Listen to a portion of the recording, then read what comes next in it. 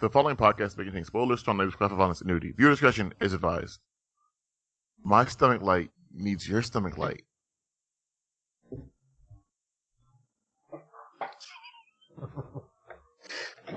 This movie is so stupid. Four guys and a movie. Four guys and a movie. Tony, Brian, Rob, and Joe reviewing movies for the show. Four guys and a movie.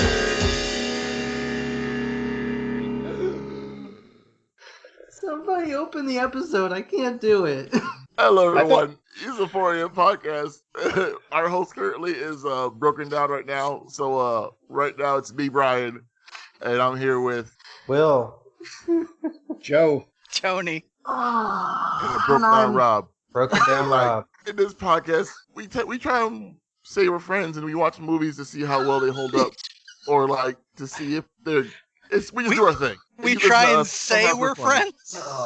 We test the limits of our friendship with bad movies. Yeah. And sometimes people send us money to watch certain movies. And this week is one of those weeks. Our fan William, hey William, sent us $20 to watch the movie Goon. What year is this movie, Tony? 2010. Yes. Recent enough to know better. This is what I like to call 2011. Sorry. 2011. Better. Yeah, that's what I've been trying to figure out. Is this in the point of time where it should have known better, or is it a product of its time? It probably should have known better. I mean, you've had, what, 2 Transformers by this point? I think they were trying to do like a knocked up Judd Apatow, which, you know, those themselves don't hold up necessarily that well. But I would argue those were never good to begin with. Right.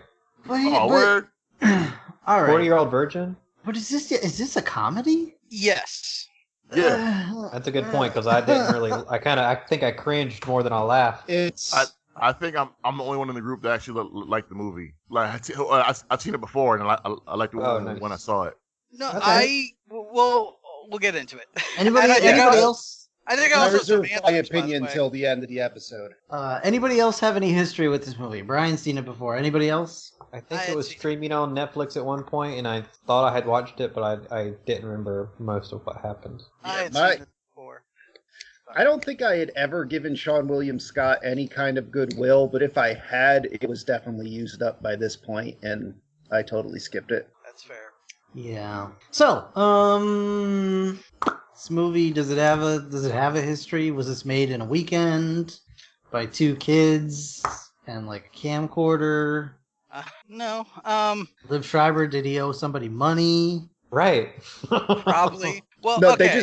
they let him hit the cast members as many times as he wanted to.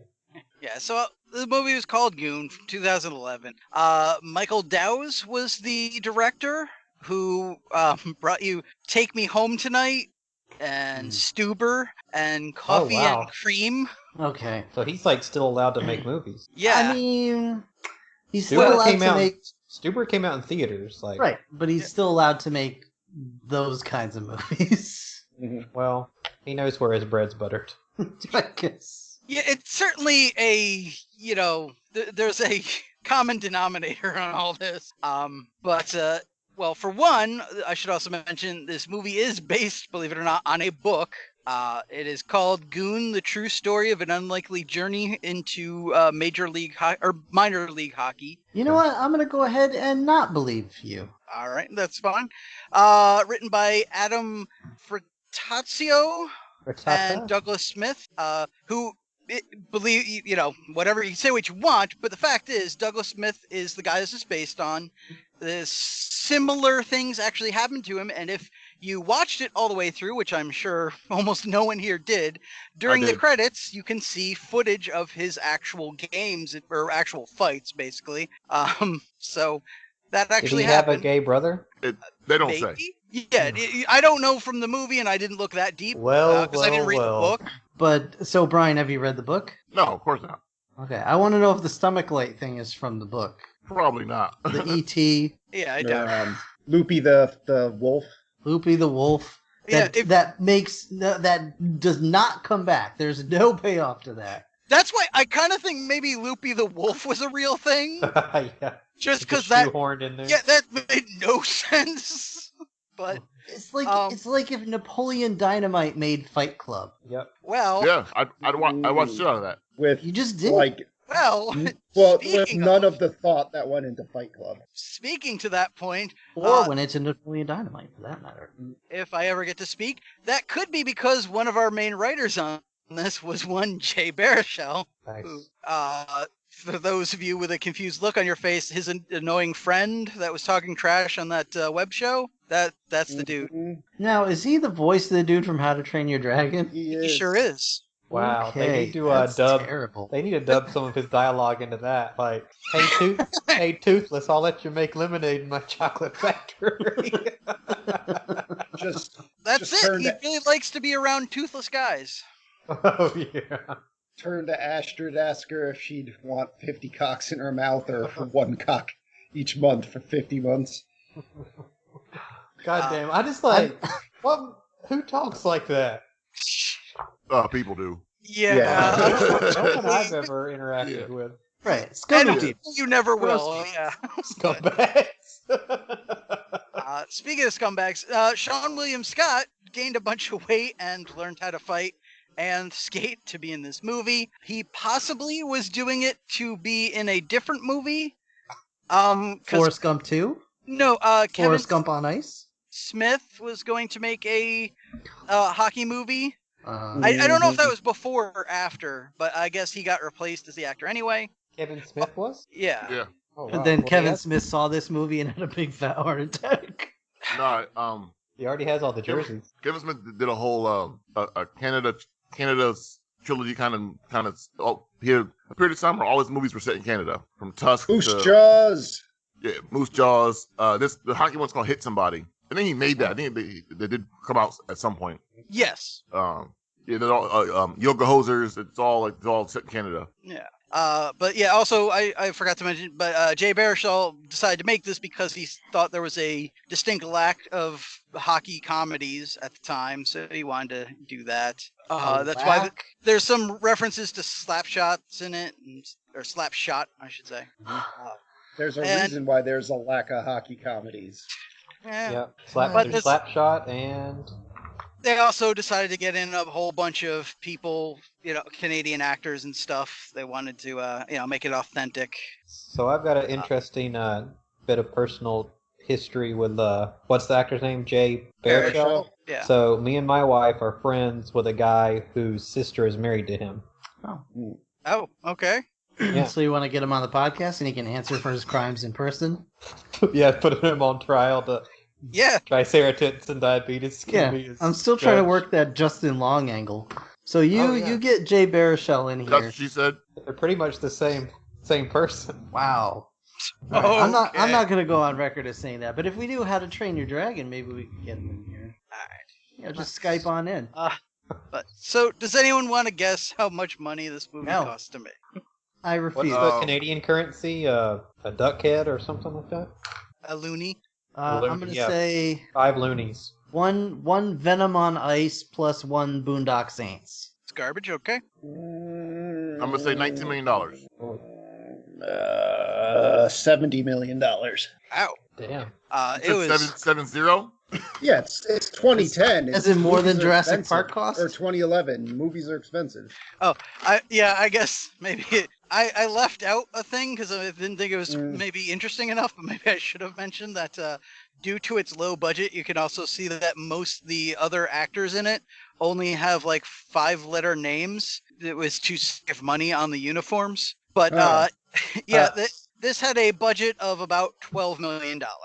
Oh, wow. Okay. Nice. I win. Sure. If you can call it winning, sure. Yeah. Anyone want to guess how much it made?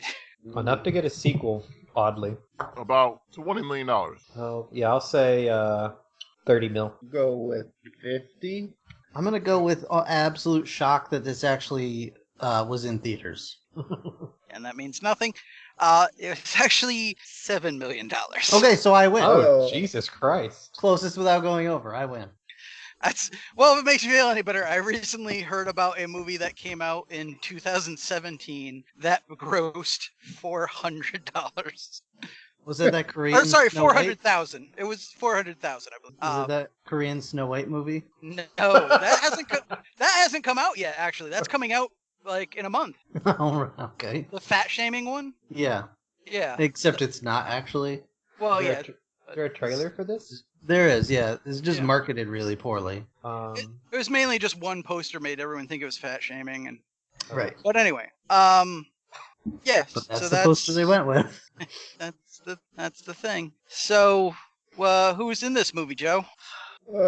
Sean William Scott as Doug Glatt, Liv Schreiber as Ross Ray, Marc-Andre Grandin as Javier La Flame, Allison Pill as Eva, and fucking Jay Baruchel as Pat. Allison Pill. That's actually a really good name. Mm-hmm. Oh, don't even. I feel bad for her. Oh? Hey? I think she's a decent actress, and she's like in a lot of weird movies. She's a good actress, yeah. This What? was The Happening-esque. What's her name? Allison? Allison Pill, yeah. Yeah. Was she Callie on Galactica? No. Wait. No. No. But she Okay. was in Scott Pilgrim versus the World. And she's in the new Oh, Picard. yeah, that's She's right. in the new Yep. Picard show. Okay. She is in the new Picard show, which again, not the best. And she was in a weird movie called Dear Wendy, which is fucking bizarre. Is that the Wendy's So, origin story? Yes. Did you stop to think at all that maybe she's just not that great an actress? No, it's because it's not that she's bad in these things. These things are just not the best. Okay. Yeah, I can't Hey, fault anyone's Patrick Stewart's a individual good act- actor, but Picard is still crap. But anyway, Yeah. what? I can't fault anyone's individual acting skill with the quality of the script and direction of this film. Oh, you think Yeah. there was a script? Sadly, there was. That's a hot take, Joe. Yeah, I'm not saying it was a competent script, or it might have only been 4 or 5 pages long, and a lot of it was just drawings of dicks. But I think there was something they referred to as a script. That's fair. That's fair. Yeah.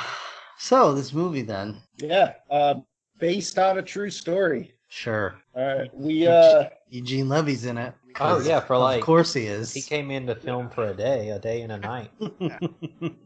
yeah. Well, I guess he's I a think pretty famous... he's a pretty famous Canadian actor, though. Yeah, Kind one of the few. Yeah. I mean, One of I the few. literally, I think at one point they were just like, "Can we film in your backyard?" And he's like, "Sure." Can I get a role? I'm like, "All right." Right. no, there was a time when Eugene Levy was a funny guy and was in good movies. I mean, It's Schitt's Creek a is long time ago. yeah, there was But, like 2 years where it was like those couple of movies came out and then... I mean, his whole time with the Second City Saints and all the that, his early career, he's done funny stuff. He has just done a Schitt's lot Creek of is... bad I'll stuff. stand for a behind long Schitt's time. Creek. Okay. I haven't seen that one. Yeah, it's really funny. And he was good in all the Christopher Guest movies. Yeah, it was. Yeah. Yep. It was good until about we hit. What was the You the Man? Right. Was that the one? He's just one of those actors that doesn't say no to anything. Yeah. Yeah. But wait, so are you saying we didn't rekindle some of that Eugene Levy, Sean William Scott magic from American Pie? Yeah, we did rekindle some of that magic. I got a little history.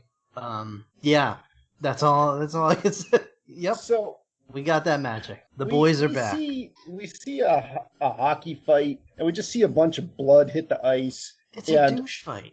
a tooth, but at first I'm like, what body part was that? Because that It I was a could see now Tyrannosaurus tooth. because it was like an incisor the way it was curved. Yeah. But like at There the wasn't a time, root I'm like, to that's it. that's not what teeth look like. So Like like, that is that a finger? Like that's is that what just a chunk free- of flesh? That's what free assets in Blender look like. Yeah. That guy that he gets in a Oh. fight with, I think, is an actual NHL quote-unquote goon. Like a cameo for any... There were a Probably. lot of them in Hockey. the movie. Yeah, there were a ton of cameos. I didn't list them all because we'd be here forever. But I don't know. Alright. I don't really know anybody like hockey-wise. Yeah, we see Ross Ray. He's an enforcer. He goes and he hits another dude in the head with a hockey stick like an asshole and gets a 20-game suspension. And our main character, Doug, is watching that in a bar where he's the security guy. He's a bouncer. And trash man. Yeah. Yep. The one thing that gonna do it all. Yeah. Low man on the that got a totem good pole. laugh out of me here was I liked when the old man was just beating up the jukebox, and he's like, "Why did I win anything?" And he's like, "Because it's a jukebox." Yeah. It made me chuckle. Yeah, But you you can see, tell he's just a guy. We don't know that he's necessarily dumb or anything like that just yet, but it seems kind of like he's just kind of stuck in this really shitty job. That he's a good-natured guy, though. He's beating a dude up in an alleyway, and he's just like, "I'm really sorry," and then punches him out. Yeah, I'm just like Lenny from frickin' Of Mice and Men. Just a strong guy. Yeah. He's just a little. He's a little How do we handle this movie, guys? What? What do you mean, Just Rob? don't say anything problematic, Rob. But that's what I'm saying. This movie is problematic in itself. He's playing a simple guy. Yes. And with if you some keep sort it of issues. by calling him simple and not using any of the other words you're thinking of, we'll be fine. I'm not. All right, I think he Doritos. is above. Yeah, I think he is above the Mendoza line, if that's what you're going for. But he's not the brightest man in the world, and he gets hit in the head a lot. He calls himself stupid. He does. So he's at least he's smart enough to know that he's not the sharpest knife in the drawer. Yeah. Self-aware. He's got some self-awareness. Yeah, he comes from a family. We find out his father's a doctor and his brother's a doctor. A gay It's a line- doctor. Thank you. It's a long line of doctors, but the point is he knows whatever the reason he fell short of that. He's never going to be a doctor. He's just not the brightest guy. So that next scene at the synagogue, we find out that he's a likable guy trying to make jokes with the old parishioners at the synagogue, and they're like, "What the fuck? Like, don't fucking talk to me, weirdo!" Yeah. Sean William Scott can't wear a yarmulke for shit. And then we find out that his brother's gay, and the parents obviously didn't know. They're waiting for their they think it's going to be a girlfriend, but it's like a boyfriend that shows up. And I thought that was John Ralphio. No, his parents knew. His parents knew. They didn't want to. How could they not know? They didn't want anyone else to know. They were just hoping that the boyfriend wouldn't show up in front of this other. They sure family. are ashamed of it. Yeah, here's the thing. His parents are shitty. Yeah, Sean William Scott has 20 lines in this movie. 8 of them are "my brother's gay," and the rest are just him talking like Grimlock from the old Transformers cartoon. Yeah, you should love it. Yeah. I don't love Grimlock from the Transformers cartoon. Check out our Patreon about Transformers to hear about Rob's love of Grimlock. Yeah, just pretend he's Grimlock and Sludge was gay. Do you love anyone from the early Transformers cartoon? Like, weren't they all pretty terrible? They were all pretty terrible. I love Optimus Prime. Okay. So, and it's kind of, so there's a scene where he's like shaking hands with this, the girl that they're trying to set up with the brother, and like she recoils because his grip is so hard. And that's kind of setting up what we find out soon is like, he's kind of like he's like Bruce Willis from Unbreakable, where he just is like supernaturally strong. Well, I think dialogue's about the same quality with the Shyamalan film. Yeah. But I think you also hit it on the head with the kind of Mice and Men style, like, I don't know my own strength. Yeah, exactly. Yeah. I'm going to try to shake this little woman's hand, but I don't realize that I'm crushing every bone in it. Like, he really should be wearing, like, overalls with just dead mice stuffed in the front pocket. Cats following him around. He's not good at like social cues, and he does what he thinks he's supposed to do when he's like, and he's genuine, but like a little bit extra. So he's being enthusiastic meeting this woman. So he's shaking her hand, like he's like, "Hey, nice to meet you." Right. But like, and he's also self-aware enough to know that he just needs to like shut up or he'll embarrass his parents. So is this kid like? And I don't know because it's based on a true story. Is this character supposed to be like on the spectrum somewhere? Now, hold on. We keep saying based on the true story, and that's not really the case. Okay. This is a completely fictional movie. But the guy who wrote a book about himself as an enforcer, his events in his life inspired this movie. Like him and Jay, those events inspired this movie. But it's not based on his actual From what life. you see in the credits, you can tell right there it's not at all like what you see in the movie. The guy's nickname's different and everything. Like it's very different. Well, here's the thing. I'm guessing in the real world, this guy was also probably not the sharpest tool in the shed or whatever. Like, he's just an average guy. He's just not the brightest for whatever reason. Like, I don't think it's on the spectrum. He's not he's not going to be a doctor. What he's good at is following orders and hurting people. There are some people that's their thing, I mean, I get that, but like the dialogue in this movie is so the movie. You have to separate it. You have to separate it. How am I supposed to separate the movie from the dialogue? The movie, like any movie, pretty much, took the base element, which is kind of a dumb guy, and over-exaggerated it to a cartoonish level to try and make it a comedy. That's what they do. But it's not funny. They didn't do a good job of it. I'm not saying it's funny. I think that's the that point was the we need to attempt. make. All right. I'd also point out that chances are this podcast group is not the demographic that this movie was made for. Yeah. Well, that's definite. Yeah. Well, that was my next question. Who could like this? I could. William, I guess. We're not friends anymore, Brian. Well, okay. William, we are definitely not friends. I didn't love all of it, and we haven't gotten to my favorite character yet, so I'll hold off. But all right, can I just say, fuck this guy's parents. They're only in the movie for like 2 or 3 scenes. Well, fuck them. They're like, so at the synagogue, dude's yarmulke blows off. He's chasing it. And then the other guy has makeouts with his boyfriend, and he's just like, both my sons are adopted. Like, fuck you. Like, it's 2011, dude. But are they adopted? Question. No. But he's just being shitty. Yeah, he has very religious parents who care more about what the other members of the synagogue think than what his the welfare of his children, basically. I bet his parents sing "Baby It's Cold Outside" around Christmas time. Do you think his parents sing Christmas songs like that? Yeah, I think they do. Okay. To be fair, that's not a Christmas song, so they might. That's a pretty secular wintertime song. Holiday song. Whatever. Anyway, so... Again, I imagine that's probably based on some of what actually happened to the real guy. I don't want to remember this, but we have to talk about Jay Baruchel. Yeah. Fucking, we see his show Hot Ice. He's talking about it. This character is the fucking worst. Is it a podcast or is it like a Wayne's World? It's a web show. Yeah, web show. Web. It's Yeah, or YouTube. so it's kind of like before the podcast boom or whatever. If it was now, it'd be a podcast. Yeah. So he's talking about how this one guy keeps prank calling him and asking him if he wants 50 cocks in his mouth at once or like one, every month for 50 months. So what I was hoping, that Doug would have been like, so what'd you pick? Because like that would have been funny to me.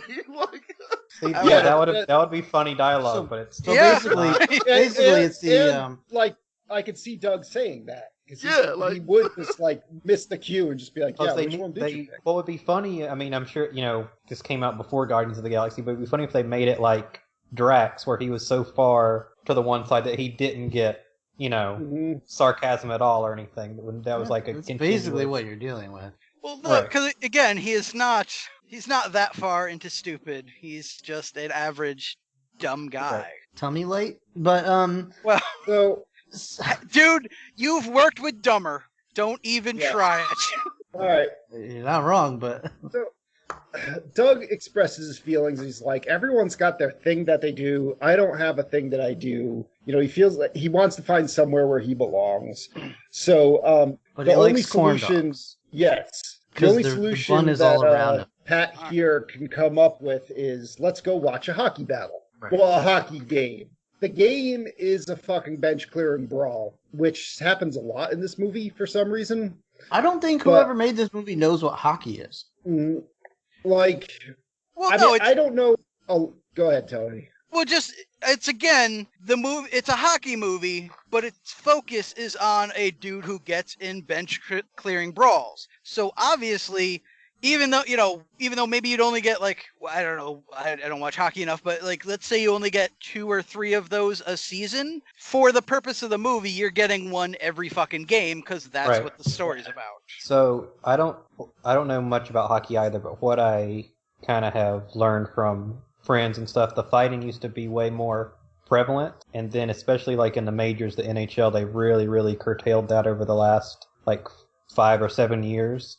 Especially the bench clearing brawl. Oh yeah, those like if that happened now, the whole team would get suspended. So would you say that this is more because they're lower, super minor leagues? Yes, exactly, and like, they're basically the mutant league.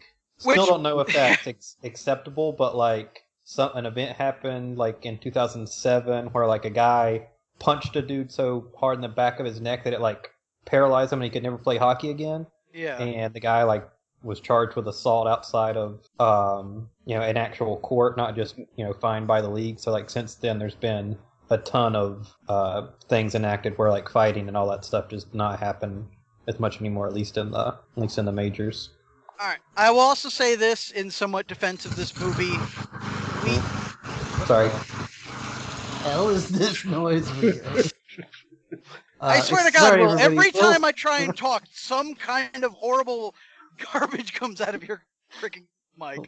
Will's vibrator has gone off unexpectedly. Right. But I will say that, in somewhat defense of this movie, the other thing to remember is while the movie came out in 2011, it's based on a story, or it's loosely based on a story of an event that really happened, which, judging by the actual film that they play during the credits, probably happened somewhere in like maybe early 90s, late 80s. Based on a novel Push by Sapphire? Yeah. All right. So, either way, this dude gets thrown in the penalty box. Everyone throws a bunch of shit at him. And then he gets up and he, like, starts throwing around some F words. And all the F words. Basically.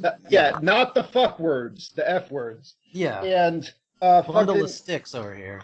Jay Baruchel, tossing some stuff at him. And then Sean William Scott's like, hey, my brother's dude. Like, why did we have this, like, shaky... Because, Joe, it's a comedy. Joe, that's funny. Yeah. Your tits are supposed to be off of your body because you've laughed them off. Mm-hmm. So, this guy decides to jump over... over the penalty box and just go out in the audience and start fighting people. Can we just take a moment to thank Will for that quick little OK Go music video? No one listening knows it happened.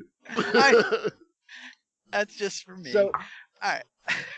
We get We get friggin' Doug here just punches the shit out of this guy. And then he's like, now do you take it back? And the guy's like, fuck you, and his face is just hamburger and whatnot. And then so Doug headbutts him so hard that his helmet breaks.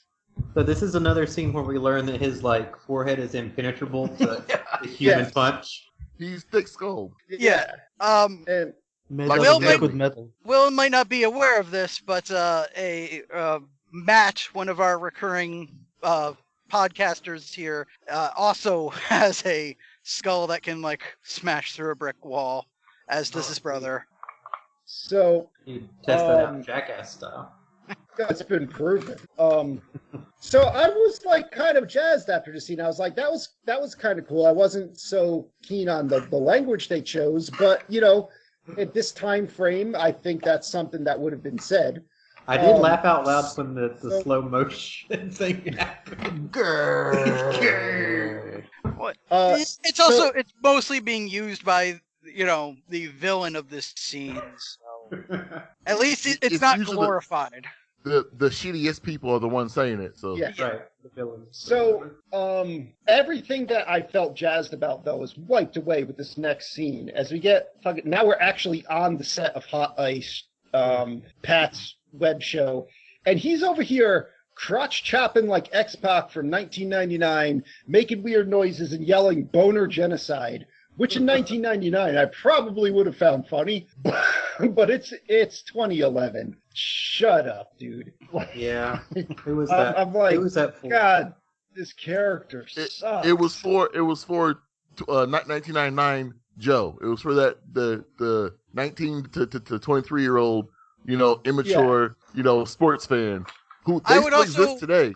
Yeah, Right. I would also argue this is for Jay Baruchel and probably like Seth Rogen and some of those other guys who probably find this fucking hilarious. Yeah, and some of the that demographic still exists, and his show, his web show, or whatever it is, or YouTube show, whatever it is, like he's that guy who calls into sports radio and has the shittiest opinions, but he has a platform to put it on. So that's like he's an exaggeration of that person, but that's a real person. You know what I mean? Like all those people that still call into anything and yell "Baba Booey," yeah, that still happens. Or it's like somebody that emails in and doesn't know how to tell you and your brother apart, and then calls you the worst Muppets. Okay, let's not. Little Puppets. But he's the ESPN comment section. Right. Yeah. Exactly. He's just the comment section of anything. It's like what is in the South it's college football, but I guess up north, in Canada, like there's hockey bros that would be all about this. Or all about this life. It's like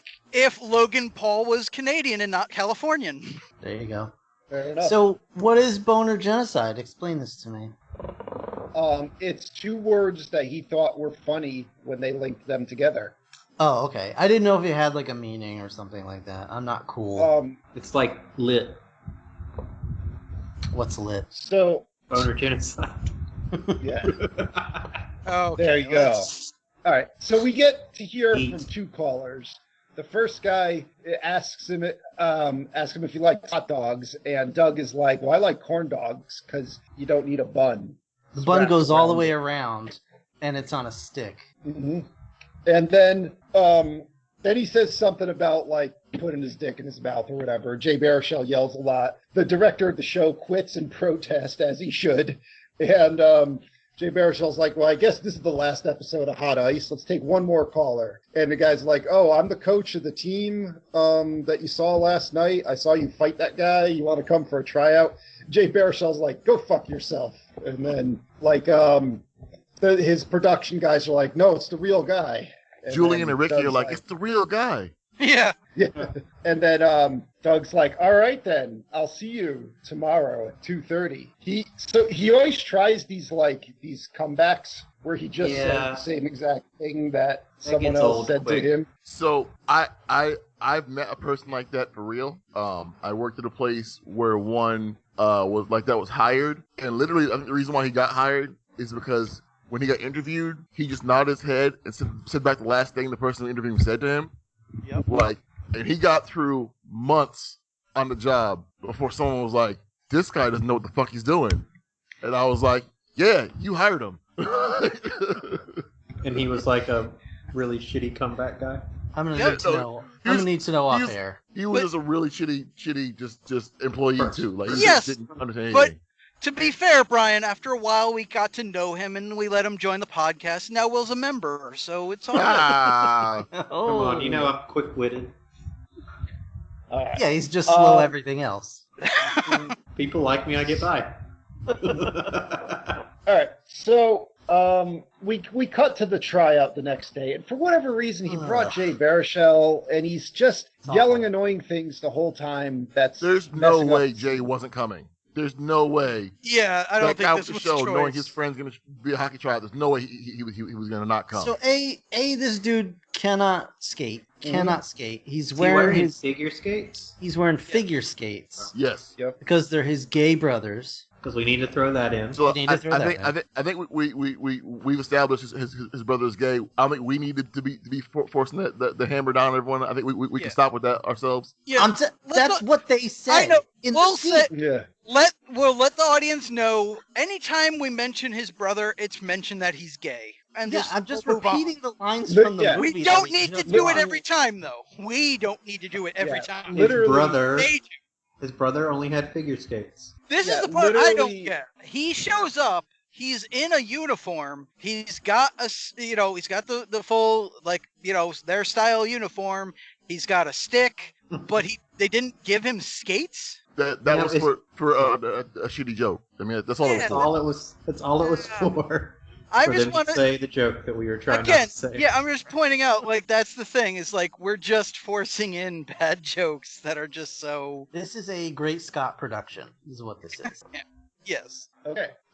So yeah, what his teammates make fun of him, so he beats up like half the team, just fucking destroys them, including throwing the hockey stick at one guy that I wasn't really sure if he was an active threat or not. Didn't matter. He was just in Yeah. kill mode. It Yeah, didn't matter. So you get Mountain Dew. yeah, so the coach is like, all right, good, you beat up half the team. You're part of the team now. What number do you want? Jay Baruchel's like 69. Of course. It'll be funny. At this point, So all 4 million or whatever ticket sale holders jump up in the cinema and cheer. 69. No, but somewhere somebody watching it just went nice. Mhm. So And then is asked politely to leave the theater and put his pants back on. he only did one of those. Correct. So we get a good like training montage of Doug fighting people and learning to skate with the coach and whatnot. And then just like that, Doug's minor league career is done because he's getting sent to the Halifax, not the Shamrocks, they're the Highlanders, the Halifax Highlanders. Because they got this guy here, Javier Laflame, who's this really good hockey player. But, ever since Ross Ray fucked him up, he's been playing scared. And now he's, like, snorting cocaine off of some lady's back while he's doing her, while, like, 3 or 4 of his friends record it, while wearing his Ed Hardy tank top to seal the deal. Like, as dumb as a move as it is to pull this guy up from like that, this no-name person, Yeah. it's a smart move, too, because, like, they're not paying him shit. They don't gotta give him Yeah. nothing. Because he has no idea. Yep. Yeah. He's really good at what he does, but he doesn't have any clue about it, or his name's not known, so they get him dirt ass cheap. They could just be And that's paying him literally- in corn dogs, and he'd be fine with it. Yeah. Probably. All you have an enforcer for is just to protect your superstar. Yeah. Like their most important stat is penalty minutes. So, all right. So so the coach tells him all that, and he's like, the scene it so awkwardly derails. It caught me by surprise because he's just like, oh, all right, that's good. That's a nice wolf you drew there. And you see the coach just happened to be sketching a wolf. He's drawing a wolf. Yeah. I'm And just- he's- The minute he walks in, the guy's drawing it. I'm just like, what the fuck? Yeah, is this going to be like a parting gift? Is the mascot of the new team And the it's not- Coyotes or something? What is it's that? not like it's not like an amazing drawing, but I wish in my heart of hearts that it was just like a stick figure with like circles. But I did smile because he asked the question that I would have asked next would be, what's his name? And the coach is like, Loopy. And like, sure, the coach has the name. And then I he's wonder like, if here, it was like just some take it. like his kids, like someone on staff's like actual kid. You know what I mean? Like it's a real Could thing for be. someone. They're like, put in a movie. Fuck it, put in a movie. Like, Oh wow, what a hidden That'd be funny. gem! Yeah. Mm, yeah. Again, I IMDb kind doesn't of even feel know like, that. I kind of feel like that actually happened to the real guy, and they were like, "That's hilarious. Put it in there somewhere." And I still you have can't Loopy tell to this for day. sure if he's happy that he's going up to like one step below the majors, or he's got a wolf drawing. And he just Probably leaves the a smile on his latter. face. They both. Or like, what about at the end if he rips his jersey off and he has like a giant loopy tattoo on his chest? So yeah, you're like, all right, that was strange. And should we call it? We Meet the new team. Well, we get the train scene, and the good part of the train scene is we're leaving Jay Baruchel for like a while. Thank The God. bad part of the scene is Jay Baruchel just gets it all out before they go. Like he's running after the train. Fucking, it's like I don't know if I would It's say like it's not like Casablanca. a Jar Jar Binks level of shut up, but it's like a Jerry Lewis level of shut up. Like just stop making noises. It's pretty much the same exact scene from Hagrid and Harry when they left. It's the same. Yeah, same hand motions and Yeah. same message being given. All right. Hagrid But- running alongside the train going, "Da, da, da, da." Don't forget me over the summer, Harry. So we go to his new apartment, where he's living with the all-star LaFlame. And he goes into LaFlame's room, and he's doing some coke off of a lady's tits, as you do. Now, I just want to point out, we're like over a half hour into the movie. Yep. We've seen 2 sets of boobs and approximately 0 hockey at this point. We've seen some hockey. No, we've seen some fights. It was the other boobs. The other girl he was having sex with. Oh yeah. All right. So now he goes to the locker room and you meet the rest of the team. And this scene is a classic example of too much. Yes. Yeah, it's a lot. Yeah. You get you got the drunk team captain. You got his little sycophant that's yelling everything that he says. You got the 2 Russian guys, one of which is one of the guys from Ant-Man, who are not wearing pants, and they're fucking humping the goalie's helmet, who the goalie emblazoned his own helmet with pictures of his mom, which I think is actually kind of cute. But they're like grinding on her and fucking knocking it against their cups. The goalie's personality is just like a weirdo. Well, the goalie's I got 2 rules. 1, don't touch my fucking Percocets, and 2, do you have any Percocets? And I like that, Doug just goes, okay, it just moves on to the next guy. This is like the right amount of characters and like character info for like a series. Like, well, that's the thing.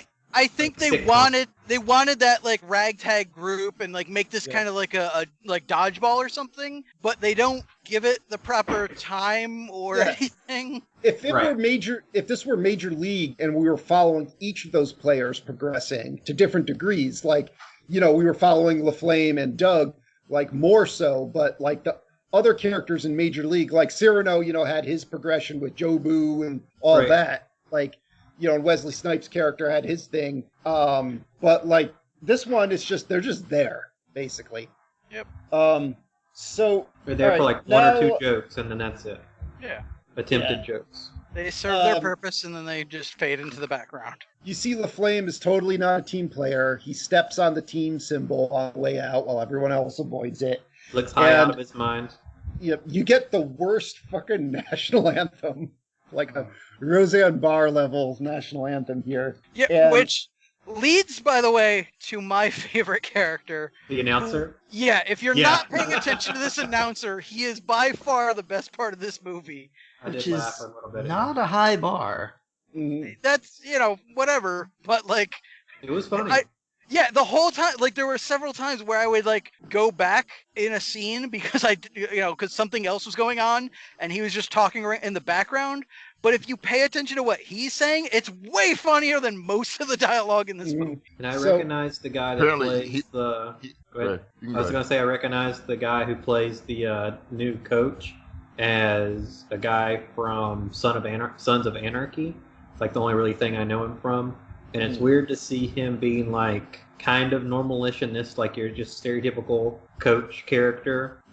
Where in that show he's like a dirtbag, shitbag, like burns people alive if they don't, do what he wants. So that was a little took me aback a little bit. So now it's game time. We see a very anticlimactic fight with Doug's first fight in the minors. The guy he's fighting is like trying to swing at him, and Doug's just looking at his coach like, do I have to fight this guy? And then finally he just punches him out with like 1 punch. And everyone's happy. They go to the bar after the game, and they're like, all right, Doug, you're an official member. The team captain's trying to like give a speech and passes out because he's drunk. So like the 2 Russian guys are like, let's sign his dick. And, again, more gay stuff thrown around, and you're just like, all right, can this scene be over? Yeah, the scene was like 5 minutes long, and I'm just like, what?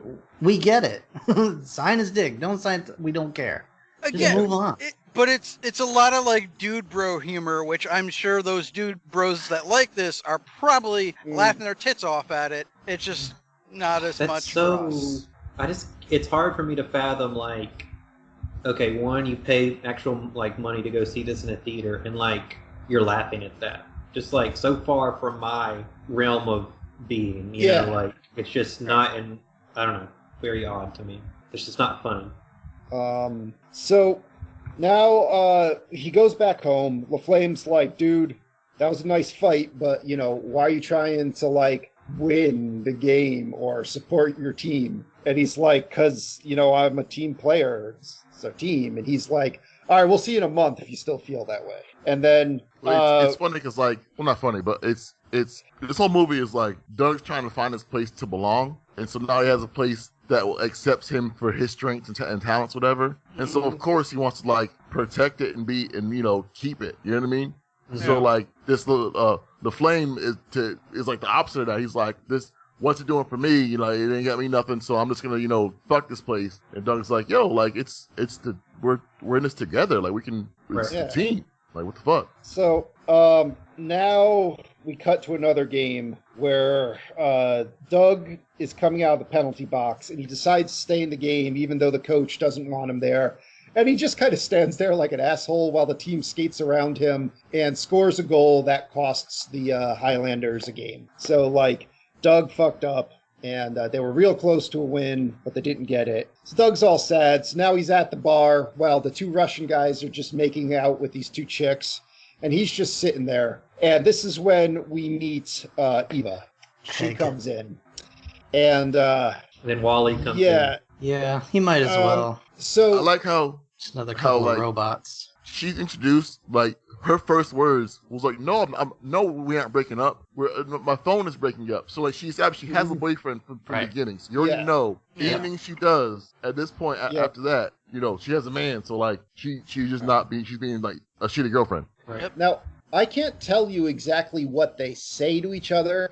But at the time, I was thinking of the comic strip with the two aliens who kind of just literally say the things they're doing. Mm-hmm. And I'm like, that's about the dialogue we're getting here. Pretty much. I like this alcoholic fermented bread beverage. It's Doug doing that. He literally is like narrating what he's doing. Yeah. He's his first thought out of his mouth. And she's like, this is awkward, but he's a hockey player and I'm drunk. And some like drunk asshole just comes over and he's like, I spilled my drink on you. Yeah, so what? Doug's like, here's my coat. It's an absorbent material. You can use it to clean the beer. You can use this like a towel. Yeah, so the guy is like, oh, look at this idiot. And then Doug just punches him out because the guy is a fucking waste of space and deserved that punch. But like, you're just like, what? And she's like, okay, I've seen him punch a man out. I'm down. Oh, yeah. He's trying to help me out by giving me his coat when I'm wet, and he just punched out a dude. Like, I'm so turned on right now. Mm-hmm. That's all she needed. And then friggin', like, he walks her home. She kisses him. Well, because he's like, how do you feel about kissing? You what are so kind? Cool. French.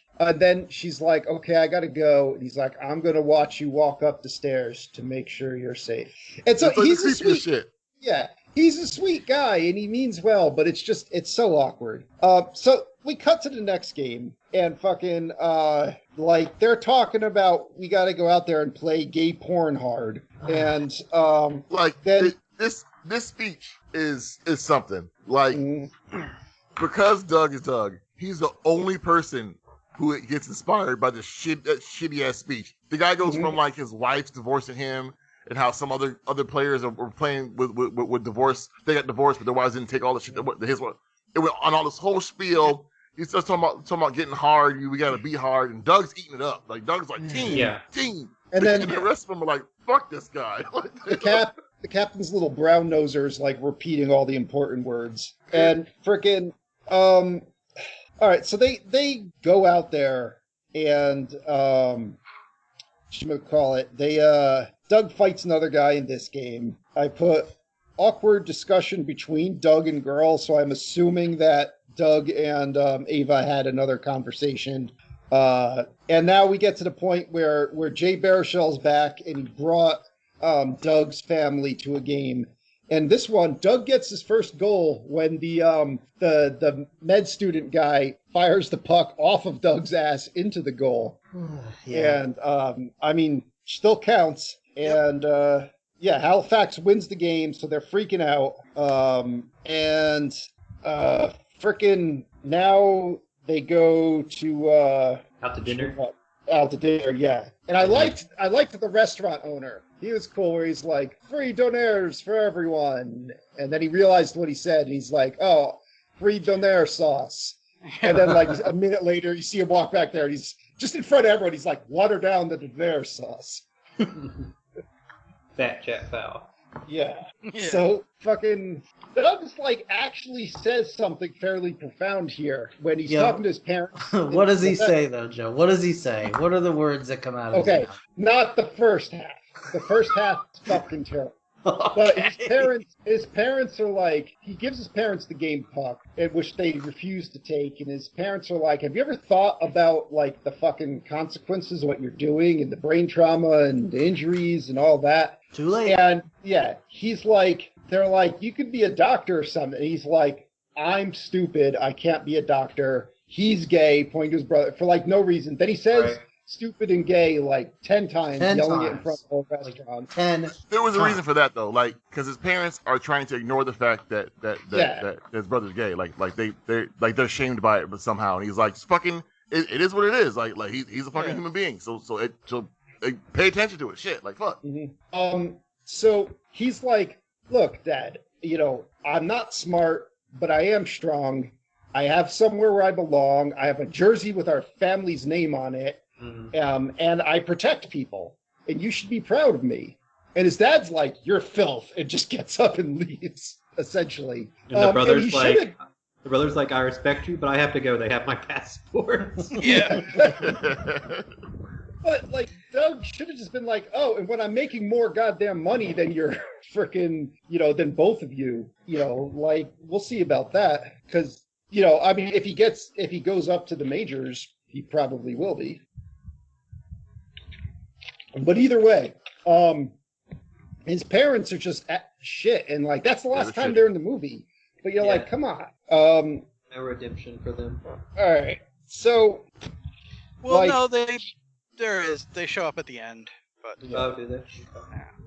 In the credits, or did I just? No, they don't. They're not at the brothers at the end game, but his parents aren't. Yeah. No, I believe his parents are too, aren't they? Nope. No, there's a cutscene where the Winter Soldier pulls him over in her car and chokes him out. Okay. Shoots to death. So we get more awkward social interaction between Eva and Doug. Doug shows up to like a date, and he's like, "Hey, I really like you," and she's like, "I have a boyfriend. This isn't gonna work." And he's like, "Damn, because I got you chocolates and flowers." And this little stuffed, Angus, he's the mascot of our team. I mean, he's official. He just talks for way too long. Well, I don't know, because to me it kind of came across as not really like, I have a boyfriend, this isn't going to work. It was kind of like that, I want to have my cake and eat it too. Oh, pity me, I'm a bad girlfriend. Oh, yeah. Boo-hoo. So, I didn't quite take it like that. Like, it was close. I'm bad. I'm horny all the time. She realized, like, Doug's, like, a genuinely, like, nice person. And so, like, she couldn't, like, he would generally like her. And so she couldn't feel how she felt with her boyfriend with him because she'd be wanting to do more stuff, like, with other people, whatever. And she's like, fuck. It's like, fuck. He keeps saying fuck over and over again. He leaves after giving her all those gifts. And he goes outside and just throws this little tantrum. That she looks at that and she's like, God damn it. And because because the wind blows garbage in his face. Yeah. Yes. So he tells her about a time when he got pee on himself. She finds that hilarious. So they make out. Yeah, like the wind blew some bloody napkins in his face, and then he fell on a piss balloon or something. I can't even. Yeah. Oh, so also at this point, after the ass goal, the coach made Doug assistant captain and took the assistant captainship from LaFlame. So LaFlame's pissed. And the coach is like, well, you earned it, you dumbass. And then he comes home after talking with his parents to find Jay Baruchel and LaFlame having a spit fight in his apartment. Holding dirty mags. Yeah, holding dirty mag. Yeah, that was. Which I never realized that. I'm glad my brother and I never really had one of those, but I never really realized that's a way you could have a fight. We would have just gone right to punching each other. Swing porn at each other. Skeeter and Scooter, how'd you guys fight? Well, see, we both just put our differences aside and spit on you. So now he goes to talk to LaFlame, who's retreated to his own bedroom after frickin' Pat just spit this huge lunger right all over Doug's head. Like, he actually did it too. Like, that was a real ass fucking loogie. Yeah. And Sean William Scott I don't really normally consider him an intimidating guy, but he actually did a good job in this next scene because he goes in and LaFlame's like, all right, I don't like you. You're not a good skater. You like the team and want it to do well. I'm mad at you, and punches him. And the punch has like no effect. Yeah. So, and Doug's just looking at him like, all right, so the only reason why I'm not knocking all of your teeth out right now is that you're on my team. And I'm like, yeah, I would actually be quite terrified if I did that. If I punched a dude like that and he's just like, okay. I think that's the other thing to remember with his speech and the general way he is. He's Der Gollum. Yeah. That's it. He's just a big rock monster. Mm-hmm. So, LaFlame's like, I hate you. And then they got to go to Quebec for a big game. There's 4 games left in the season. The Highlanders have to win 2 to get the last playoff spot. So, LaFlame, like, he goes back to, I think this is where he used to play or something, but he goes out there and immediately scores a goal, gives the whole crowd the finger, and then this guy's like, all right, well, LaFlame's doing well, so I'm going to go put him in the boards. And Glatt's like, with that dude, and Glatt's like, that guy wants to put LaFlame in the board, you know what? I'll let him do it. Mm-hmm. So he lets the guy just fucking wreck LaFlame. And then he goes berserk on this dude, like, just gets him down on the ground, and he's punching the shit out of him. And I guess he's mad at himself for what he just did, and he's taking it out on this guy. But he's covered in this man's blood. And I think all his anger that he's been building for this whole thing is now just coming out at this dude. But did he intentionally let the dude by, or was he just like he blanking intentionally out? let him by. Yeah, I don't feel like he intentionally let him by, but I feel like he intentionally wasn't paying as close attention as he normally would have been. You know what I mean? Yeah, like that's how I read it. Yeah, like he backed off LaFlame more than he normally would, and that's why the guy got by him. Not like he was trying to beat up. He could have prevented that, and he didn't. Right. Yeah. So now LaFlame has a concussion. Doug's suspended for a game. He has to ride pisshole on the bus. It just sucks to be everyone right now. He talks to Eva, who's pretending to take a dump, and Her boyfriend must be the most oblivious guy in the world. Like, now, mind you, the only reason why Doug calls Eva is because she started texting him. Right. Yeah. Like, he was leaving her alone. And she's like, what are you doing calling me? Yeah. Mm-hmm. Yep. I'm not blaming Doug. I'm saying the boyfriend's just got to be a fucking idiot. So now... I guess. Russ Ray over here, the other big enforcer, the old guard, like the big badass that, they look up to in this movie. He's just chilling at a diner at like 3 a.m. That's just what he does. That's his thing. I guess no one's going to tell him not to do that. Right. So Doug walks in and has a talk with him. And, the guy's like, look, man, you're just out there to bleed for everyone. You're a goon. And Doug's like, nah, man, I'm a hockey player. And they're like, all right, well, if we meet on the ice, we'll see about that. And then he leaves, and I don't think he paid for his food. I think he just left that all with Doug. Probably. He doesn't have to. Yeah. Like, I felt that this whole scene was Doug really is a fan of this guy. Like, and he's so genuine. Like he learned everything he does from watching this guy do what he does, and so he's like, oh, this is a cool moment for me. Like, but I think I'm a team member versus you think I'm just a tool. Like, He's like, being a tool is part of the team still, so I'm on the team. I'm a hockey player. Well, because this guy also, like, his whole thing has been, I'm on the team, but I just there to beat people up. Like, he doesn't even seem to bother going after the puck or anything. Whereas Doug is like, I'm going to try and really be a team member. I'm going to try and do everything I can to get us to win.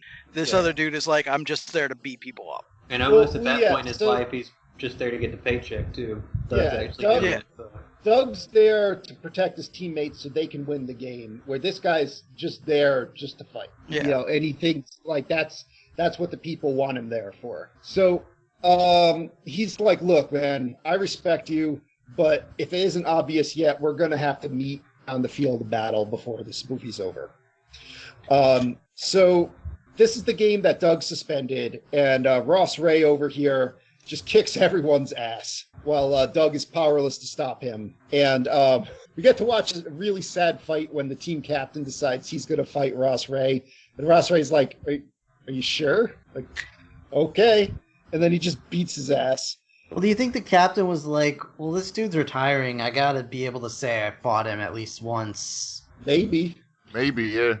Yeah. I think there was also something about kind of him getting back to like being a captain, stop being afraid of everything and running away from his problems and facing shit. Yeah, well, that's LaFlame's problem. That's His too. But like the captain, if you watch the captain's thing throughout all this, like he starts the movie. I believe he was also one of the ones that was going through a divorce, and he was drunk all the time. And by the end of it, he seems to be a bit more together again. So there's one scene that we skipped that I liked, actually, that I would like to point out, is when Doug fights a guy on another team who the guy's just like, hey, do you want to go? And Doug's like, yeah, okay. And the guy's like, all right, good luck. And Doug's like, yeah, good luck to you. And then they just throw down and start punching each other. And then when they finally get separated, they're like, yeah, that was a good fight. And it's funny because that's like, from what I've heard in hockey, a lot of the enforcers are that way with each other, where they're just like, look, man, it's just business. We're going to beat each other to death when they say we have to. But other than that, they're friends. That's a real scene with that guy, the black dude. He's a real hockey player. That was a real scene that he actually, he did that in an NHL game. He was mic'd up that day so that they heard it. And he was just like that, like. Yeah, that was real. Like that's pretty funny. So anyway, now the team's in trouble because they got to win both their last games. So, should we call it at some point in the previous game, I think when Doug gets kicked out or whatever, Eva's in the stands with her boyfriend. Well, that's happening this next game. In the final game? No, we're not. The second to last game. That's second to last game. All right, but before that, we have there is like 3 final games where Doug decides that his conflict with LaFlame is not it's not worth it, and he knocks on the wall and tells LaFlame through the wall that no matter what, he still has his back, and that his Care Bear chest light is got to reach out. No, Joe, he doesn't. It's ET chest light, not Care Bear. ET chest light. It's stomach light. Right. Come on, it's stomach light. Stomach light. Stomach light. Very specifically, you have a light in your stomach like ET, and once we touch stomachs, it just reminds me of The Office, where Dwight's like, whose penis opens up to accept the others. So, did you just watch The Office or something? Yep. Okay. So the first time I watched this, I think when he started talking, my brain shut off as a defense mechanism. Oh, yours shuts off? Mine starts screaming. Well, it does that too. Like it blue screens, it has different responses. It just does something so that stimuli cannot get in. But anyway, the second time I was playing video games while watching this, so I think I was distracted. So yeah, I'm sorry. I missed the ET chest light. But anyway, so he tells asleep during that part. He tells LaFlame that. And now the second to last game. And should we call it? LaFlame doesn't seem like he wants to be a full asshole right now. And Doug notices that Ava's in the audience, and so he gets super distracted. And Ava's boyfriend is like super jealous. And then Doug fights this guy in front of that was messing with LaFlame. And he is not even dignifying the guy with looking at him. He is just holding the man, looking at LaFlame, and punching the dude in the face. And he knocks the guy out, and he goes in the penalty box. And then LaFlame's like, "Hey, that was a good fight. I'm gonna go score a goal now." Yeah. And He's like, "This one's for suddenly, you, buddy. You can do it." Yeah, LaFlame's like a team player, and he's getting the team to where it needs to be. So now Eva's going like stomach full, is really blazing now. Eva's like, "Go, Dougie!" Eva's boyfriend is like, "Uh-oh." And now they have to save the game, right? So like the coach is like puts Doug in, and he's like, "Just stand in front of the goal and be big, push people." And so something happens where the goalie gets pushed out of the way, and it comes down to Doug to save the game. So he catches a puck coming at the goal with his face, knocks the tooth out, and then he falls over, and they just like kick the shit out of him. He's getting sticks in the gut. He's getting like his ankle stepped on with the skate. That's the worst part. Yeah, he's having a lot of problems, but he does save the game. And so now he's fucked up. He gets taken off the ice. And this huge bench clearing brawl happens where like all the teams are fighting. The goalie's like, "Kamikaze, motherfucker," and then gets clotheslined right on his ass. And it's cut. So now after the game, Ava comes up to Doug and tells him that he makes her not want to sleep with a bunch of guys. A bunch of guys. That's the words. You make me want to stop sleeping with a bunch of guys. Yep. Now. She didn't write her lines. Some dude. I am well aware of that. Yeah, blame Jay. Blame Jay. So I'm surprised it wasn't bang. I don't want to bang a bunch of guys anymore, or get banged by a bunch of guys. I think she just flat out refused to say those words. Yeah, that probably was the first edit. Totally right. That's exactly what happened. So listen, guys, I'm here for you, but I got my limits. I have standards. Like I let make me say I'm horny a lot. Now, granted, Doug is high on painkillers, and his sense is not the greatest to begin with. But he decides that to make things right with this poor man who, was just dumped, to make it right with him, he's going to go to his house and just let the man kick his ass for a while. Yep. Okay. So he's sitting there, and he's kind of like crying himself. I guess he's really sad for this guy, and this guy's just punching him in the face repeatedly. So now he's got like 2 ass kickings in a less than 12-hour period, which the Surgeon General does not recommend you do. Right. And his brain wasn't pristine to begin with. Yeah, so he comes back. Eva's like, "What the fuck happened?" And LaFlame is like looking at this girl wearing his jersey, like, "Who the fuck are you?" And then he tells Ava, "When you deserve a beating, you go take it." And I'm like, "I'm pretty sure you didn't do anything wrong, Doug." Right. Right.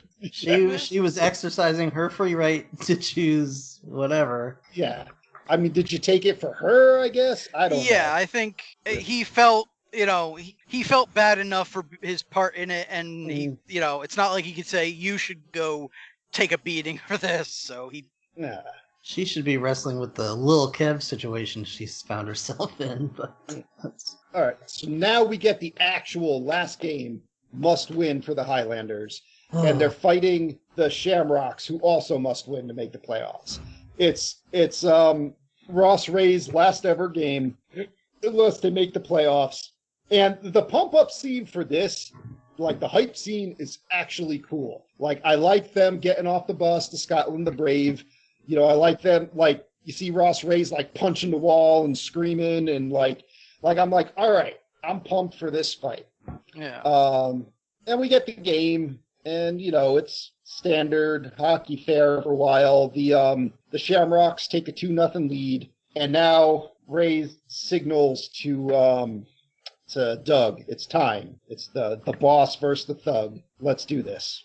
And apparently Ray has control over referees, too, because he goes out there, and Doug, who is still recovering from 2 separate ass kickings and an ankle stomp, it's kind of, at first it's back and forth, but then Russ is just beating the tar out of Doug, knocks him down, and tells the ref, like, don't you fucking stop this. Like, I'll tell you when he's had enough. Yeah. And the ref's like, okay. So I guess there's no one in that rink that's going to stop Ross Ray. So.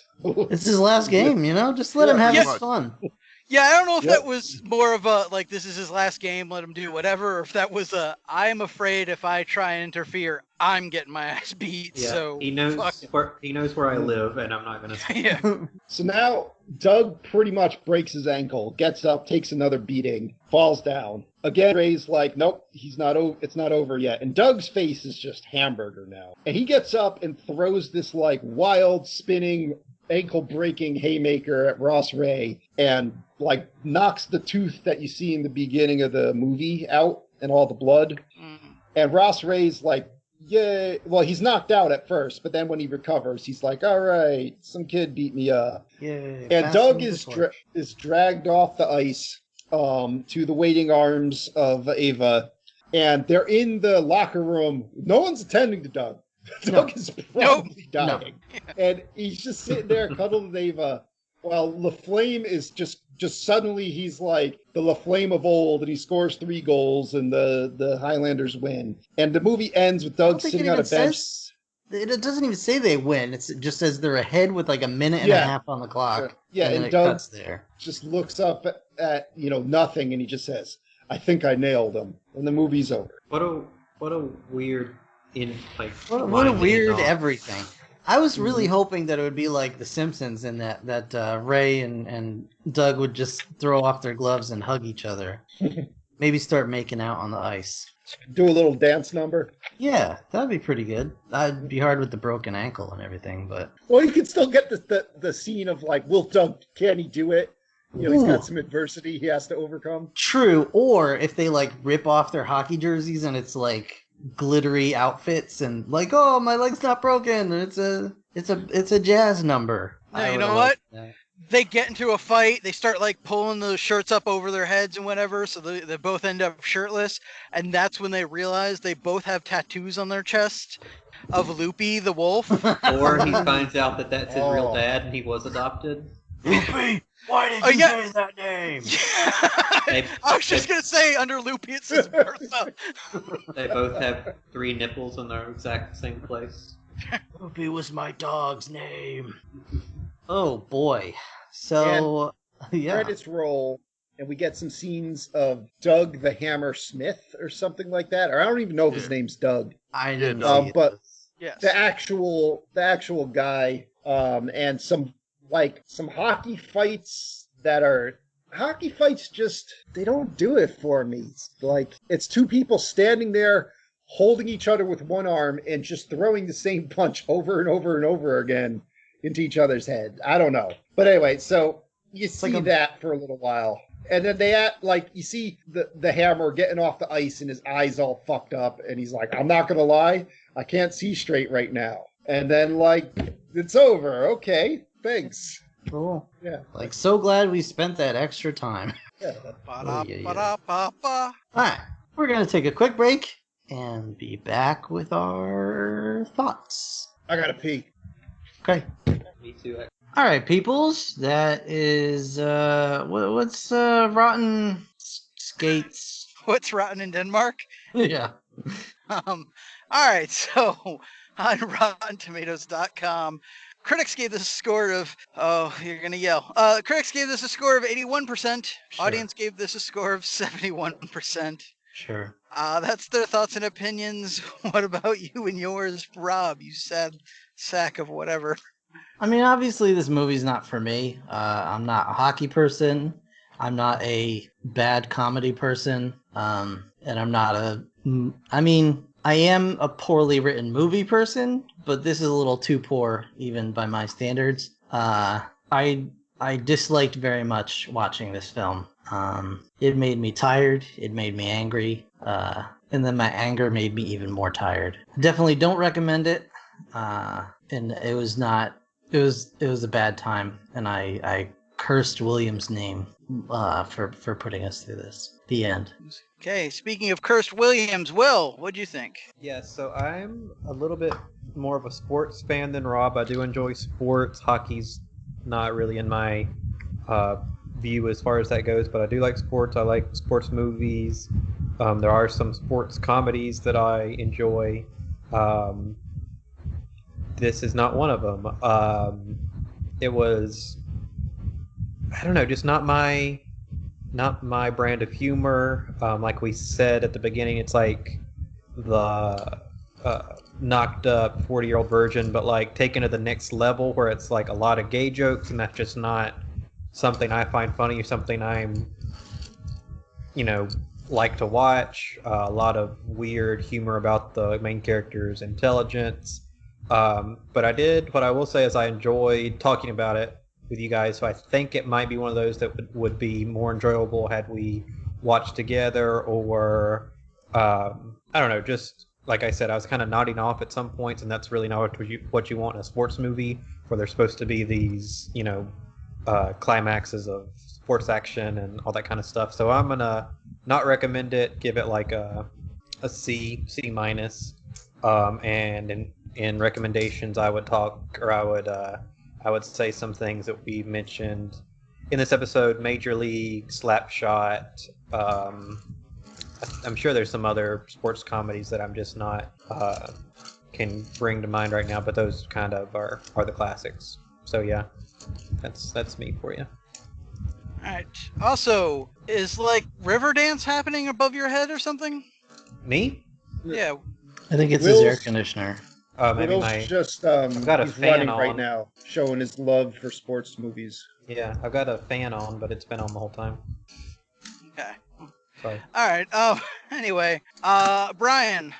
So I'm probably the only person who's seen this movie before, and I liked it when I saw it before. I still like this movie. Now there's some problematic shit in the movie. Don't get me wrong. Like if you take out all the things that are problematic, like this movie is at its heart, it's a movie about a guy trying to find a place to belong. And it does that through sports. You can like twist that even further to be more, to fit more in line with the shit that's happening today, where it's easy to radicalize someone who's trying to find their place to belong. He'll do whatever he has to do to stay in the group. It's kind of like how he's good at beating up people or whatever.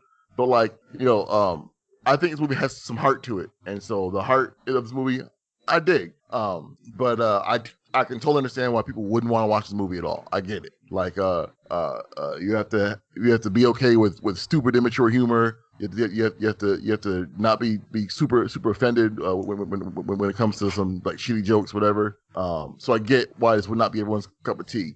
But I think you can tell by the ratings and reviews that like enough people see the heart in this movie that like they're able to watch it. So I would say if you're not easily offended, watch this movie because I still like it. But I know the rest of this pod does not. So Joe. So interestingly enough, I had to watch this movie twice.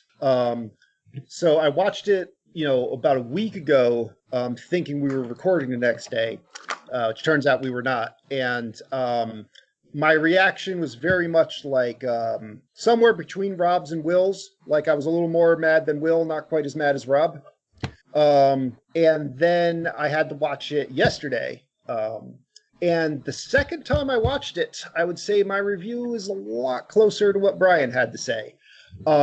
Once I was over the shock of like the bad gay humor, the Jay Baruchel in his entirety, and the dialogue between Ava and Doug, which I actually don't think is bad. I wasn't ready for it the first time, if that makes any sense. It also might have helped that I was like, I only actually observed half of the video for the movie because I was playing Civ 6 while I was, listening to it. But I gotta say, I laughed a lot more the second time, and I actually did like feel a lot more for the main character. I think a lot of the supporting cast in this movie has a lot of problems, and the writing has a lot of problems. But at its heart, I think there is a good movie there. That being said, like I totally would not be upset if somebody does not recommend this movie because it's got problems, but I am going to recommend it. I actually, the second time through, did kind of enjoy myself. That even though I am recommending it, I would say I'm probably giving it a C. Okay. Yeah. Apparently Brian didn't hear me before when I said I had seen this before, but I had, and I would give this probably a late recommend. There are elements I really like to it. I honestly, I feel like they kind of need to pick a road, and maybe they did in a sense, just not the best one, because it is a lot of that weird humor where I'm glad that the jokes generally aren't, like, ha ha, your brother's gay. They're more like, ha ha, we're, picking on your brother for being gay, and then he attacks them for it, and like that's supposed to be the joke. I guess it's weird. But yeah, it's still problematic, but I think they had better intentions. And I also like the movie weirdly like subverts a lot of expectations, but then also follows into a lot of those standard sports tropes. Cause like you do have it's about the main character. He's really dull, but he means really well. And you're watching his rise in the ranks. At the same time, you're following LaFlame, was it? And his fall from grace and how he needs to rise back up. And you have the whole thing of the rivalry of that other guy who is about to, he's the old school and Doug's the new school. And like, he's saying, well, we got to fight off because we got to prove who's the tougher guy or whatever. And you're also doing the whole thing of like, oh, you're just, you're like me. We're just a tool. But he's saying, no, more than that. And a lot of it is also about Doug finding his place, finding what he does well, and being able to do that and more.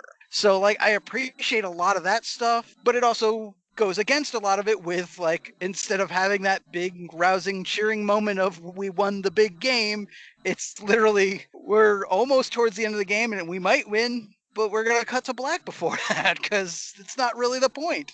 So, yeah, I like some of the stuff they did. Again, the conversations with Eva were stilted, but I think they were intentionally so because they're like, that's not really, the focus. It is just kind of a, like, this is what we need. We wanted this love story. So we're just kind of going through the motions.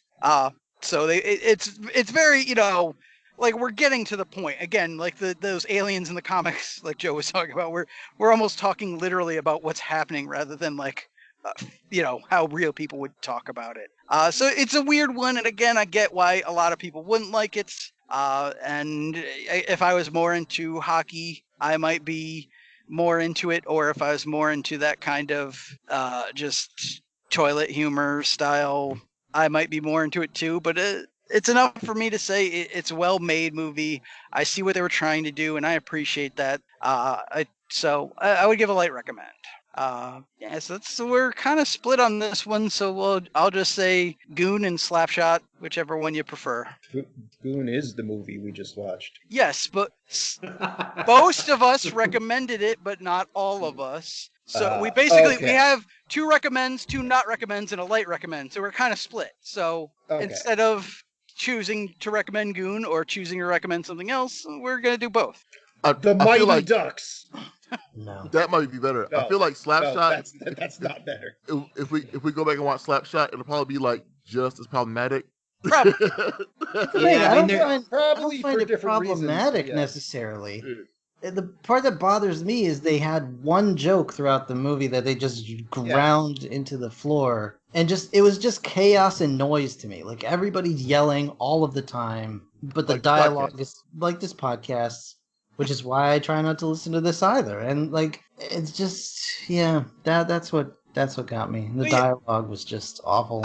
I do kind of agree because again, the guy I found the funniest saying the best jokes was the announcer, and half the time he was in the background and you weren't like almost weren't supposed to hear him. Where he was like, I'm gonna go make sweet love to my wife tonight. Yeah. Why had subtitles He used to be an actual announcer. Oh yeah, he is was a real announcer. I didn't really find him funny either. It just didn't tickle me. Tickle you pink. Yeah, that's fine. Did not. All right, well, that's us.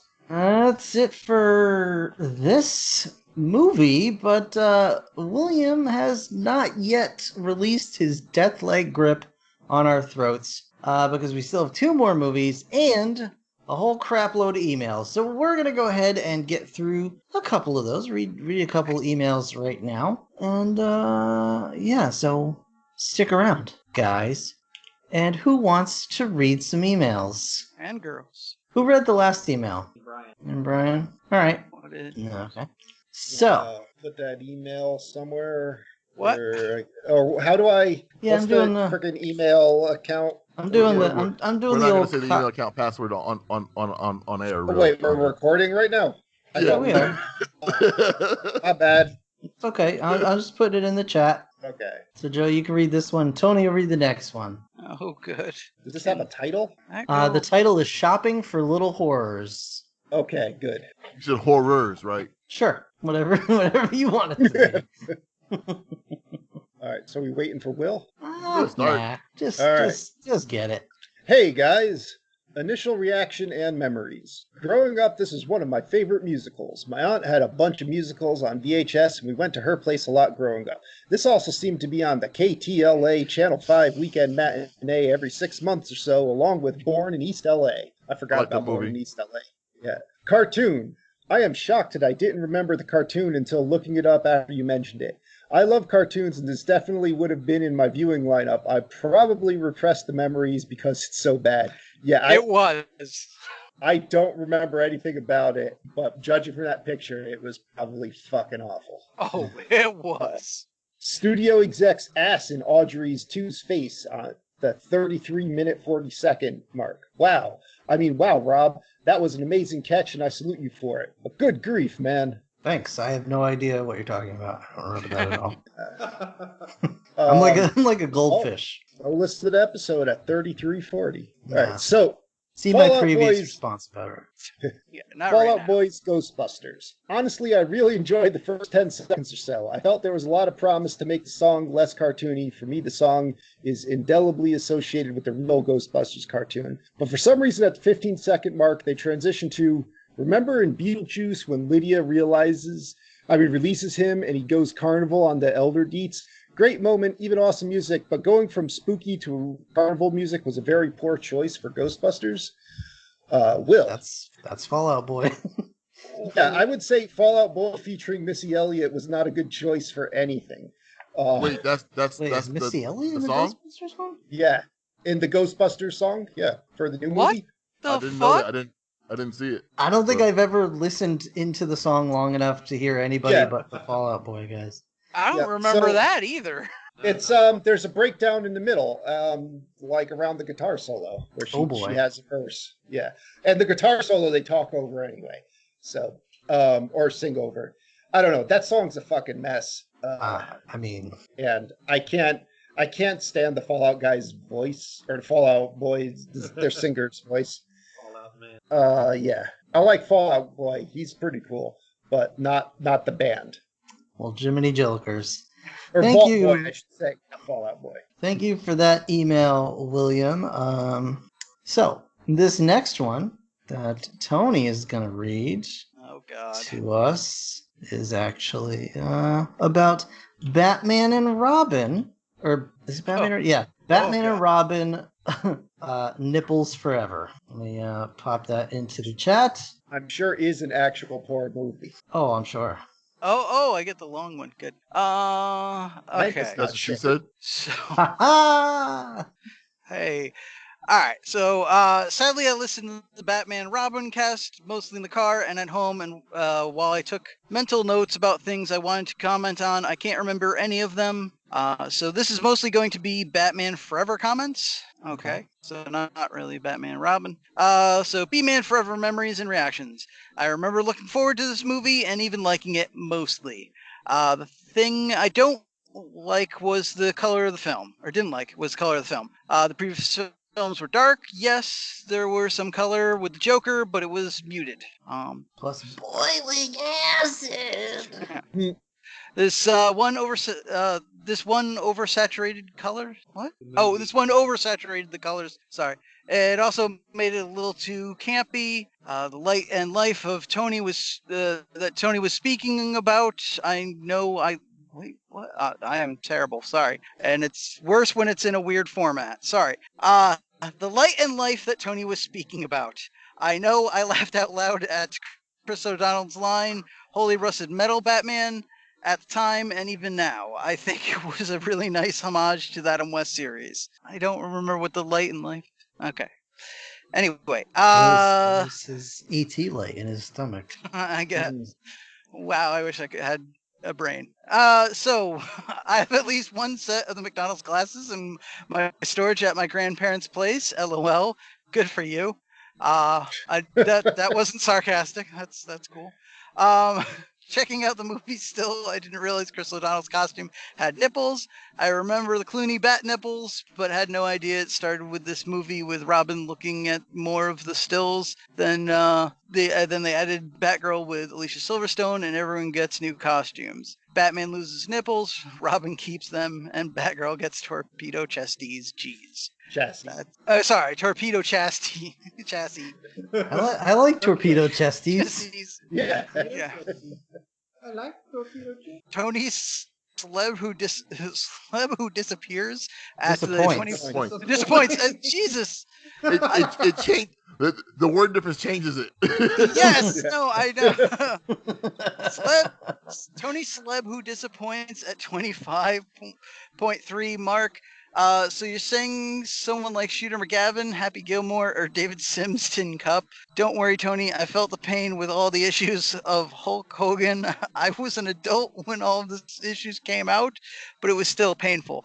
I don't really remember what any of that was about either. But all right. I think that was in reference to Hulk Hogan being saying shitty shit and being shitty. That we didn't find out until we were well adults after we already enjoyed his time. When we were younger. Well, I know the last part is, but like this is about Batman and Batman Forever. So So did Shooter McGavin also do something terrible? And David Sims? Oh no. I don't really know either of those two guys. I know Shooter guys, Shooter but I didn't. Shooter McGavin is a character that he is shitty, but he is portrayed like he's a cool guy on TV. Like, you would think he's a cool guy until you got to know him. Like me. Yes. Okay. That's not true. Nobody thinks that I'm a cool guy. Okay, that's true. Locking the steering wheel with the club at the 40. Oh, that's the remember. I remember we all couldn't remember the name of it. The club? Yeah. Or I couldn't remember the name of it. Yeah, I'm pretty sure the rest of us had that pretty quick. Fine. Shut Except for Will. Except for Will, because he's 2 years old. Yeah, he wasn't alive. Remember, movies take a year to make and are written a year before. That's true. So if the movie came out in 1995, it's probably written in 1993. Height of the club popularity. That's very true. And oh my God, how young is Will? What's the club? Are you kidding me? Well, yeah. That's as we already addressed. Will is 2 years old, so he had no idea. I think Will was born in what, 1993? No, I'm gonna be 30 this year. Oh, Willie, little Willie's gonna be. I'm a little baby, William. Why don't you come change my fucking diaper, okay? In the height of the club's popularity, you were born. I'll beat you with a club. Will almost got beaten like with a the baby club. seal. Yeah, when he was born, he looked like a baby harp seal. Aw, cute. They wanted him for his blubber. For my fur. Yes, for your fur. Grind him into oil. So, your greasy black fur. no, that is a thing. I don't know if that makes this any better or worse, but it is that thing of he's totally right in that this was probably like written in 1993 when the club was big. But the other thing with that is that's why you don't do that with like flash in the pan shit like that, because by 1995 no one gave a shit. Like the American or like the Never Leave Home Without It back card. Or like Batman at that point. Yeah, Never Leave Home Without It was at least a little more standing, but it's kind of like anytime someone like dabs or does flossing in movies now, like a year from now, no one will remember that shit. Or does a Fortnite dance? Yes. Yeah. Well, I thought we were all gonna plank for the podcast photo. For ALS or do the ice bucket challenge. Yeah. Remember parkour? Hardcore parkour. Parkour is still happening, at least. It's not as big, but Planking is well dead. Anyway, Batman and Robin memories and reactions. The Mr. Freeze Batman the Animated Series episode was completely awesome. Yes, it was. I didn't realize it came out so much before the movie. Wow, talk about a missed opportunity. Yes, indeed, my friend. Mr. Freeze was one of my favorite Adam West villains. Really? Wow. Okay. I think he was only in 2 episodes or 2 sets of episodes, as most of the Batman episodes had a continuation. I remember Mr. Freeze having to turn on his heat beam paths so that his underlings could report to him. Oh, I didn't remember that.